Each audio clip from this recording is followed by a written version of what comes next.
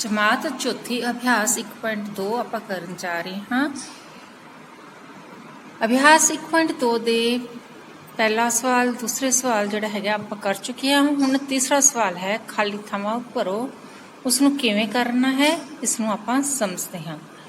ਤੁਸੀਂ ਦੇਖੋ ਇੱਥੇ ਸੰਖਿਆਵਾਂ ਲਿਖੀਆਂ ਹੋਈਆਂ ਨੇ। ਜਿਵੇਂ ਇਹ ਸਵਾਲ ਹੈ ਇੱਥੇ 2200 ਲਿਖਿਆ ਹੈ 2200। ਇੱਥੇ ਅੱਗੇ ਵੀ ਖਾਲੀ ਥਾਂ ਹੈ ਤੇ ਪਿੱਛੇ ਵੀ ਅੱਗੇ ਵੀ ਖਾਲੀ ਥਾਂ है ते पिछे भी। इस तो भाव यह है कि आपने अगली संख्या लिखनी है ते पिछली संख्या लिखी है। इस तरह अगला सवाल 7853। इस दे अगे भी खाली थां है पिछे भी खाली थां है। इस तो भाव यह है कि असी अगली संख्या भी लिखनी है ते पिछली संख्या भी लिखनी है।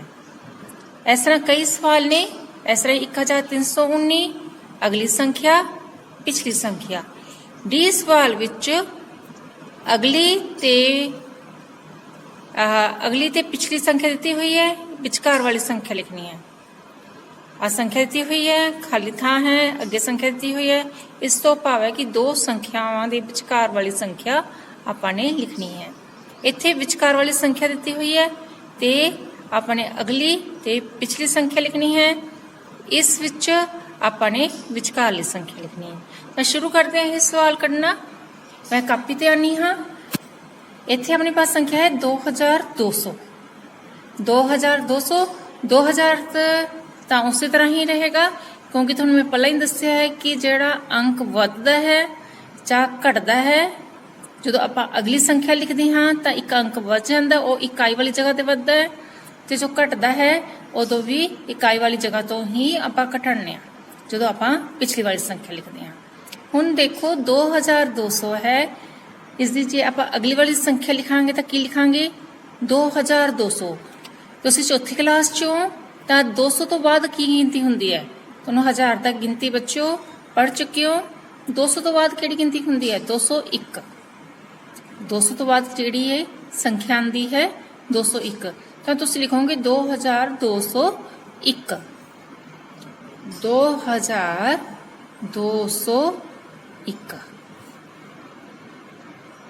2201 इत्थे एक जुड़ गया। हुण 2200 दी पिछली संख्या लिखनी, वो किवें लिखांगे आपां? एक घटा के। किवें घटावांगे? 200 तो पिछला अंक किहड़ा है? पिछली संख्या किहड़ी है? जे नहीं पता बच्चों आपां घटा के देख लांगे। 2200 विचों एक घटा करके जीरो विच एक नहीं जा सकता, जीरो ने इधरों हसल मंगिया तो इस जीरो कोल भी हसल नहीं है, जीरो ने 2 तो एक हसल मंगिया। 2 ने जीरो नूं दिता, ये जीरो बन गए 10 ते ये रह गया 1। हुण ये जिहड़ा 10 है इस जीरो नूं एक दे देगा तो ये बन जाणगे 10 तो आप किन्ने रह जाणगे 9। तो आप घटो करते हैं 10 कढ़िया 9 9 इस लाइन च 9 आह 2 का 1 रह गया सी 2 का 2 यानी कि जी पिछली संख्या होगी 2199। तो आप पिछली संख्या लिखांगे 2199। ठीक है बच्चों, ये होगी पिछली संख्या, ये होगी अगली संख्या। हुण देखो 7853 बिल्कुल आसान है। 3 तो अगली संख्या केड़ी हुंदी है क्योंकि इकाई विच अपन एक जोड़ना है। 3 तो 3 च 1 जोड़िया 4 तो आप 4 लिखांगे तो अगली संख्या 7854। 7853 की जगह की आ जाएगा 54 क्योंकि 3 का 4 हो गया। हुण पिछली संख्या लिखनी है। 3 विचों 1 घटाओ कर दो कितना रह जाऊगा 2 तो लिखांगे 7852। हम गिन के देखो 52 53 54 52 53 54 7852 7853 7854। हुण अगली सवाल देखो 1319। 19 तो अगली संख्या केड़ी होगी 20। 19 तो पहला वाली यानी कि पिछली संख्या 18 क्योंकि 19 ਤੋਂ ਪਹਿਲਾਂ ਕੀ ਆਉਂਦਾ ਹੈ? ਪਿਛਲੀ ਸੰਖਿਆ ਕਿਹੜੀ ਹੁੰਦੀ ਹੈ? 18। 1318। 18 19 20। ਹੁਣ ਇੱਧਰ ਦੇਖੋ ਡੀ ਸਵਾਲ 8599 ਤੇ ਆਪਣੇ ਵਿਚਕਾਰਲੀ ਸੰਖਿਆ ਲਿਖਣੀ ਹੈ, ਫਿਰ 91। 99 ਤੋਂ ਬਾਅਦ ਕਿੰਨਾ ਹੁੰਦਾ ਹੈ? ਗਿਣਤੀ ਗਿਣਤੇ 99 90 2590 91 99 90 91। 2000 ਵਾਲੇ ਸਥਾਨ ਨੂੰ ਨਹੀਂ ਛੇੜਨ ਦੀ ਜ਼ਰੂਰਤ, 100 ਵਾਲੇ ਸਥਾਨ ਨੂੰ ਨਹੀਂ ਛੇੜਨ ਦੀ ਜ਼ਰੂਰਤ। 9 ਦੇ ਵਿੱਚ 1 ਜੁੜਿਆ ਤਾਂ 99 ਦਾ ਕੀ ਹੋ ਗਿਆ? 90। 99 90 91। ਹੁਣ ਇਹ ਅਗਲੀ ਸਵਾਲ ਨੂੰ ਦੇਖੋ, ਇਹਨੂੰ 2401।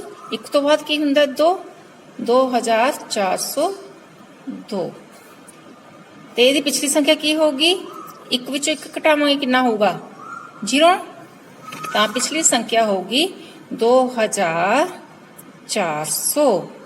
2400 2401 2402। ਹੁਣ ਅਗਲਾ ਸਵਾਲ ਦੇਖੋ। ਹੁਣ 7999 ਹੈ ਤੇ ਆਪਾਂ ਨੇ ਇੱਥੇ ਵਿਚਕਾਰ ਵਾਲੀ ਸੰਖਿਆ ਦੱਸਣੀ ਹੈ। ਤਾਂ ਐ ਕਰਾਂਗੇ ਆਪਾਂ, ਕਿਉਂਕਿ ਤਿੰਨੋਂ ਨਾਏ ਹੈ 999 1000 ਤੱਕ ਗਿਣਤੀ 'ਚ ਸਭ ਤੋਂ ਅਖੀਰਲਾ ਅੰਕ 999 'ਚ 1 ਜੋੜਦੇ ਆ ਤਾਂ ਬਣ ਜਾਂਦਾ 1000। ਤਾਂ ਦੇਖੋ ਇੱਕ ਵਾਰ ਇੱਥੇ ਜੋੜ ਕੇ ਕਿ ਆਪਾਂ ਤੋਂ ਗਲਤ ਨਾ ਹੋ ਜੇ, ਜੋੜ ਕੇ ਦੇਖ ਲਾਂਗੇ।